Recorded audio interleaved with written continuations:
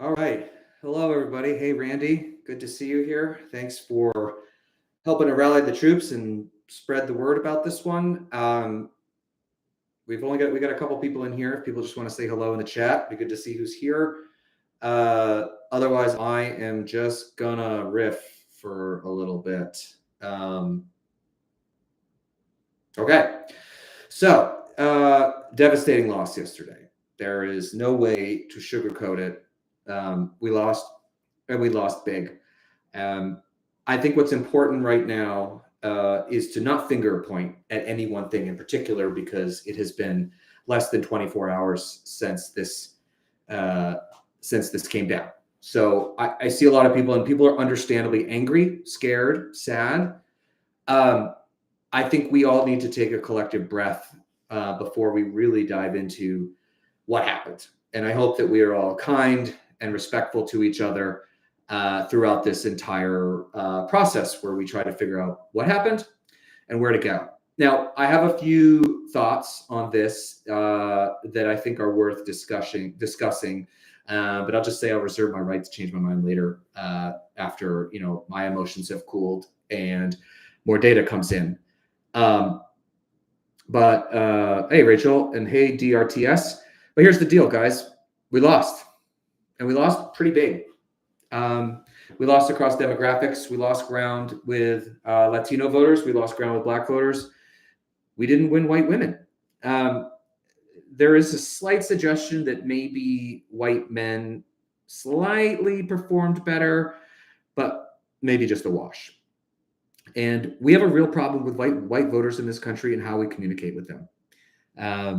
And also the fact that 15 million voters, Joe Biden voters, stayed home is a serious, serious issue that we need to be thinking about. They sat home even when they saw what was out there. And I think the reality is a lot of people just did not feel that there was something in it for them, which I know is hard for us to understand. But the reality is of the numbers. I think that the Harris campaign ran a great campaign. They left it all on the field. They had an overwhelming turnout, operation, not turnout, but the volunteers and everything. But we lost Pennsylvania by over 3%. And Biden won it by like 2.5%.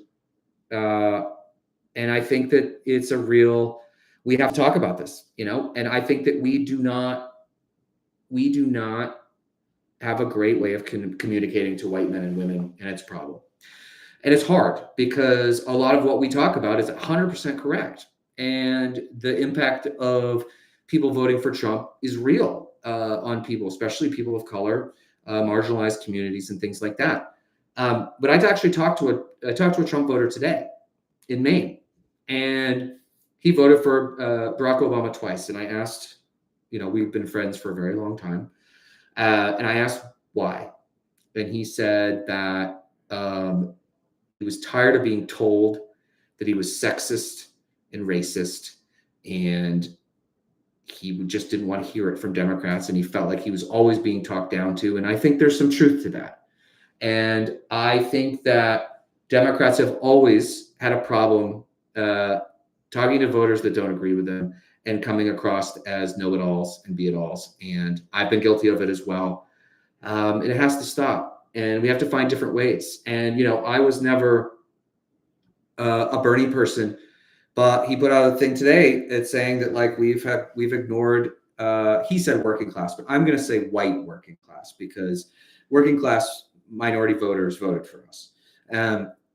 We don't talk to them in their language anymore, and the reality is that a lot of the country hates Democrats, and we have to figure out why. Because our policies are winners. There were abortion measures that won across the country last night. And so we know we've got the policies, but we're talking about it all wrong. I think we come across as saying that you guys are idiots for not believing this or that or whatever, and that playbook doesn't work. Trump, for the monster that he is very black and white. This is good. This is bad. I'm going to do this thing. I'm not going to do this thing. And the world doesn't work that way, right? It is not a black and white world. We live in a world of gray, but he has mastered the art of black and white. and you know where he stands and you know what he wants to do. And I think we still get in a problem with getting into the complexities. Like if we're, and I did this too, if we're arguing about the Inflation Reduction Act, we've already lost. Because people are like, what are you talking about? What is that bill? People don't pay attention because people are working 2 jobs. They got kids. Like a lot of us are tuned in because we have the ability to actually pay attention or we have an interest, but most of the country doesn't.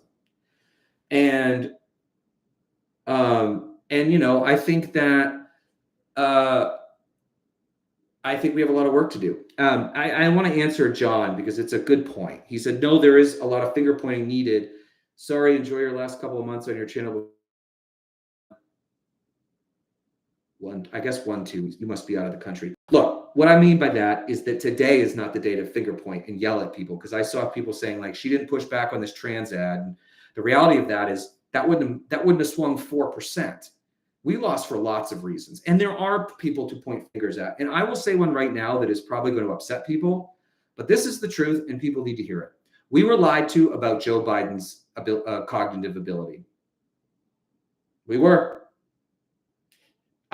There's nothing else to say about that, which triggered a shortened campaign where Kamala didn't have a lot of time. It's a reality. And we have to come to grips with that. And the people who did that need to answer for it. And that's the head of a lot of people, a lot of powerful people in the Democratic Party. And I've been a Democratic Party loyalist forever. I worked out for Obama. I worked in the Obama administration. What they did here set us on this course. And, yeah, I mean, Randy, yeah, I mean, if Harris had more time, she would have won. Maybe. But I think people need to answer for that. And it's the inner circle in the White House that needs to answer for that. And I hope that the media holds them accountable because it cost us. I love Joe Biden, by the way. I think he has been a fantastic president. And I think history will look very, very kindly on him. But the people around him failed him. And it cost them big time. And we have to grapple with that. Rachel's right too. Like, everyone was focused on polling. You know what? Polling's broken. Polling is broken. It doesn't work anymore. The Ann Seltzer poll that we all got excited about, she was off by 17 points. 17. People don't say that they vote for Trump because they're embarrassed to say it. And I think the models are wrong. Everything in it is broken. And so we need to come to grips with that. Kate makes a very good point. We need to talk to people and talking to them like they're equals instead of idiots who don't mean we give up LGBT support. Yeah, I mean, I think there's ways to have these conversations. And, like I live in New York City. So like there isn't a lot of dissent on a lot of these issues. And frankly, it's been very quiet in the city today. But the reality is like there are wide swaths of the country who don't talk like we do in New York and California. Like it's just different. And I think we need to have a new approach. I think we need to go and work on white men and white women and find a better way there. We're not talking to them in the right way. Clearly, like we can sit on our moral high ground all we want, but the reality is we are losing. And as this country gets more diverse, we should be winning more. This is a real problem. And I think it's time for new leadership in the Democratic Party. And I hope that there is a lot of deep diving to solve this problem. Hey, Cheryl says, I feel like nothing will help. Well, I refuse to believe that. Because look, like I have friends at home who voted for Donald Trump. But a lot of them voted for Barack Obama. So there's something there. And I think that our approach is wrong. I think that our models are wrong. I mean, look at our emails that we send. Do we ever send a single fucking email that like anybody actually says anything of substance other than give me money? Like, where is the messaging? Where is the discussion about like where we're going as a country rather than just like, gimme, gimme, gimme, gimme, gimme? Like, it's all broken. And it's been broken for a long time. We got lucky. Barack Obama was a once in a generation political talent. and we won on the back of that. Then we lost in 2016 with a very competent person running. And then we won in 2020 because of COVID and Trump being so idiotic. And then we lost again. This has been since 2000, guys. Like Bill Clinton did very well, and then Al Gore lost, and then we couldn't beat the guy who lied us into Iraq. Our messaging has been broken for a long time. We've just been fortunate that we haven't been as broken as the Republicans have been. But we need a reset, and we need to have a very serious conversation about where we're going in this country, because we have 4 very difficult years ahead of us. A lot of people are going to suffer, and we need to come up with a real solution to that involves everybody. Like not trying to like find 50 plus 1. We need to engage with white men more. We need to engage with white women more. And we have to stop relying on Black women saving our ass every time, because this is not their work. They have done more than anybody could have ever possibly imagined for them. And it's time for people like me and who look like me to stand up and start doing more of the work. So that's what I'm committing to do. I don't have all the answers right now. We are going to be launching through my company a podcast called PolitiGood, in which we are going to talk to good people about doing good politics and good policy, and highlighting things that people have done that are already good and things that we can do in the future. So I'm hoping that we will be an avenue for this grief, which is understandable, and for folks that are looking for forward solutions. We're going to talk to really smart people. Our first one will be with the other White Dudes for Harris organizers, or at least some of them, of which I'm an organizer as well. We're going to tape that tomorrow and probably release it early next week, where we're going to do a lot of deep diving in what we did wrong. And yeah, Cynthia, like I'm totally with you. And I think women have done a lot of I think it's white men need to do more. White men who look like me, but also think like me, need to be talking to white men who look like me, but don't think like me. And we have to figure out the solutions for that. And we did have a White Dudes organizing call today to talk about next steps. And, it's the day after. We don't have full solutions. But I can tell you right now, I'm in this. I'm not going anywhere. And I am mad as hell that we're in this situation.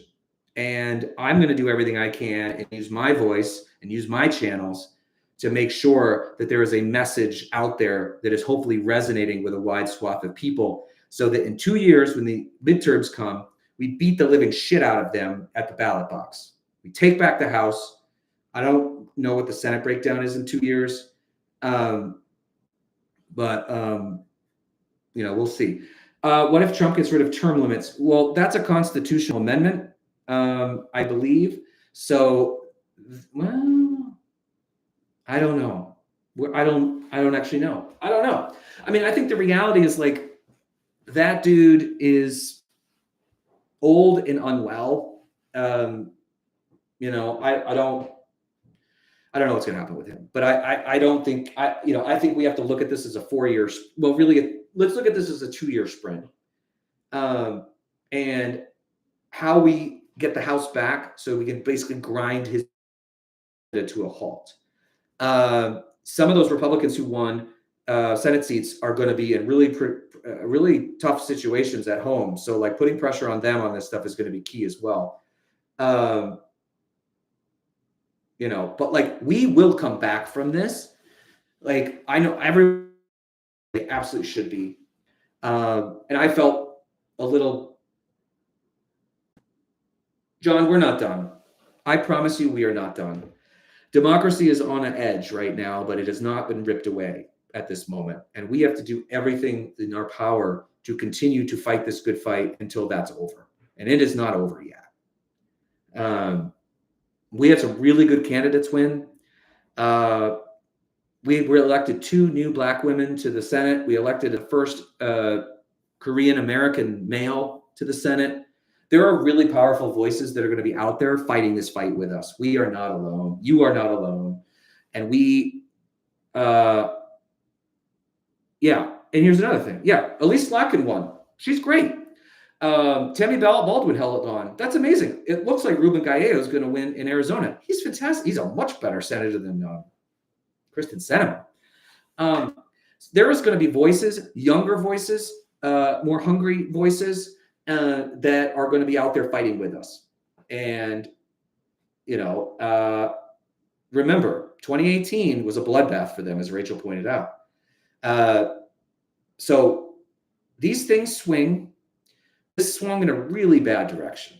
And I don't mean to diminish the pain and suffering that is going to be coming for some people in the next 4 years. But I think somebody in here, Kate maybe, said it, with no guardrails, he's going to do things that people will hate. And that is true. And we have to be ready to welcome those people with open arms. And, Rachel points out again, like incumbents have struggled globally. I mean, coming out of the world has come out of COVID not well.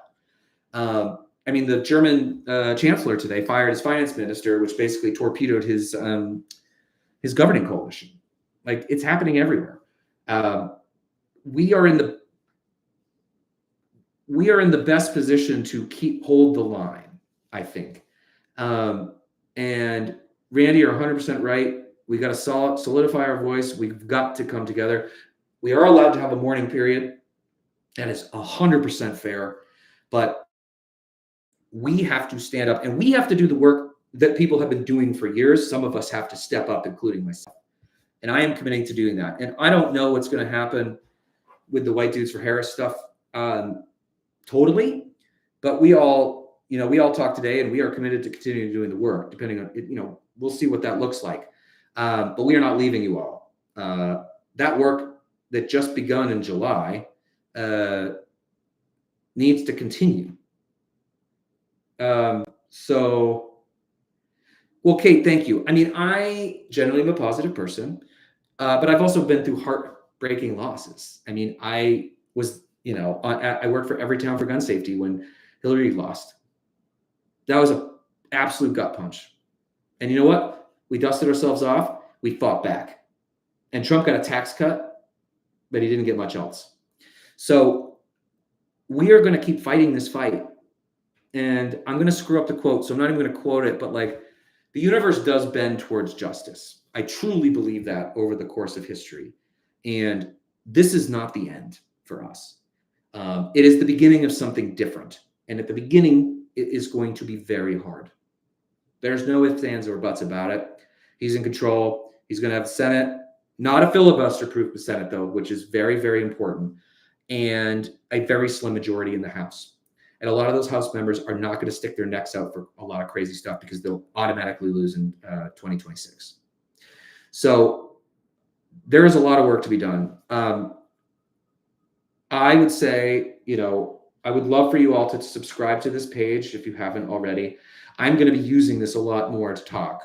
We're also going to be having at least pieces of the podcast here, including the White Dudes for Harris interview will be free. Video free. The streaming audio for this podcast will always be free. We're still trying to figure out because there's costs associated with this. We do have to charge something. But yeah, I mean, there will be more information coming. So if you could stick with us, we're going to be building something and looks a lot different than I thought it was going to look yesterday, but people need this. And I think white men in particular and white women in particular need to be leading the charge here. And I hope you all are with me. I think you are. But I also want you to take care of yourselves. And if you need to take a break from this, it's totally fine.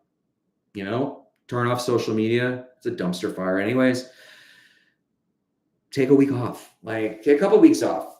We all have lives too. We all have to live in the moment as well. And we have to enjoy our lives. And I think I get lost in that sometimes, where I'm always thinking about the future and not thinking about the now. But I have a 5-year-old son that I'm excited to go home with and play with when I get home. And I'm not going to think about politics while I do it. And I think you all should do that too. Kamala was a great candidate. She was handed an impossible task. And I'm responding to the comments about her concession speech. It wasn't fair. It wasn't fair. And, and I honestly do believe that primaries help candidates get stronger. And she didn't get that opportunity this time. And, this is why I have a lot of anger towards the people who hid how Joe Biden is now. And I'll tell you a little story that it's not a lot of insight, but I was at an event with him in 2019, right before he announced. And I was a little worried then. Now he came through and he killed 2020, but like we were fighting against Father Time. The guy's 82 or 81, whatever, too old to be president. He saved our asses, and I am eternally grateful for him. But there needed to be a lot of people having conversations about this with him. Could Biden have beaten Trump? No, not in that condition. Mm-mm. If this was Biden from 2020, yes. Or Biden from 2016, when honestly he should have run in 2016, and I think he would have beat Trump then. But after that debate, no chance. Cheryl, I'm not going anywhere. I'm in it. I am staying. I'm just saying people should be able to take breaks and live their lives too. But it's on some of us to step up, and I'm doing that. I plan on doing that. So yeah, I'm not going anywhere. I hope you all subscribe. And we will get through this together. As long as we stay together, we will be all right. Now, it is going to cause a lot of pain. And unfortunately, there will be no codifying of abortion rights. So there are going to be women that are going to be hurt greatly because of this Trump victory. But we have to tell those stories, and we have to fight back, and we have to convince those 15 million people who didn't vote to come back to us. And there's going to be a lot of work to be done to look into that. We also have to figure out why we only won a slim majority of the Latino vote. Like Biden won it by 75%. He was like at 75%, something like that. She's like in the low 50s. Real problem. And I think machismo, and masculinity, toxic masculinity plays a big role in it. But we have to find a way to talk to those people without being like, you guys are a bunch of toxic assholes, even though many of them are. We have to find a different way. Shuttering them to the corners is radicalizing them. And it's not working. And I hate it. I hate it because I am proud to stand up for the LGBTQ plus community. I am proud to stand with trans kids and fighting back on this nonsense about sports. But the reality is, in order to keep them safe, we have to find ways to communicate with the people who are not voting for us. And we have to stop talking down to people, even when we're right. And this is going to be the hardest part, right? Because I post stuff on Facebook and I have people at home saying stupid shit all the time. And I sometimes get the best of me and I lash out, and it doesn't help. It feels good for about 2 seconds. Then you forget about it. But then we're just painted as scolds, as right as we are. It's not working. And we have to, like I said, we have to find new ways. And that means, finding the issues that these people care about most, and being able to talk to them. And frankly, just different tactics. I don't have all the answers right now, because if the answers were easy, we would do it. We always have to give ground, but Republicans never have to give an inch. Cynthia, you're right. You're right. It's not fair. But I think we have to come to the realization that it's not fair. Because if we just rail against fairness, we lose. Now, I don't mean fairness in institutions and corporations and things like that. I just mean we can't say it's not fair, because victimhood approach doesn't work either, even though we're right. So it's really hard. It's really hard. And if we had easy answers, we wouldn't be having this conversation right now. I think it's imperative to remember that in the 11th hour, it was a photo finish. Here, this wasn't a landslide. He inched over. That is our fuel. There are massive positives. Randy, I love the enthusiasm. It wasn't a handful of votes, thousands. You're right. So I think we just have to. Sorry, I get text all day, as you might imagine. We just have to. Yeah, Tammy Baldwin won. That is awesome. And also Elise Slotkin, as we talked about, she won. Ruben Gallego looks like he's going to win, and the Allsbrook in Maryland, and I forget the woman's name in Delaware. There were some good things, and I think we've got a lot of rising stars in the Democratic Party, but we have to completely change how we operate. It's just not working. So I think that's all I've got. I didn't do any lives last night because I was a ball of anxiety, which wasn't helpful. But I wanted to come on here and talk to folks because somebody needs to do it. And I'm really sad and disappointed, but I'm ready to fight. And I hope you guys are ready to fight with me and create a new, I hate the term resistance. Hate it. But like, we'll find a new word for that. But like, we need to create a coalition that says no to this stuff and loudly proclaims what we are for and what we are against. So in 2022, 2026, we defeat them all across the country. And I think that's all I've got for right now, guys. I don't know if anyone has any other questions. It's great to see so many people in the Blue Revolution. I could go for that. And I think we have to just stay together. Like, we cannot give up.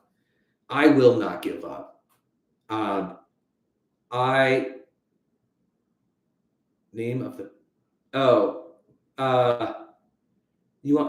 Rachel, you want me to say the name of the podcast again, or you? Also, and I want you to subscribe to Politigood. We're launching on Friday. Rachel is my co-host.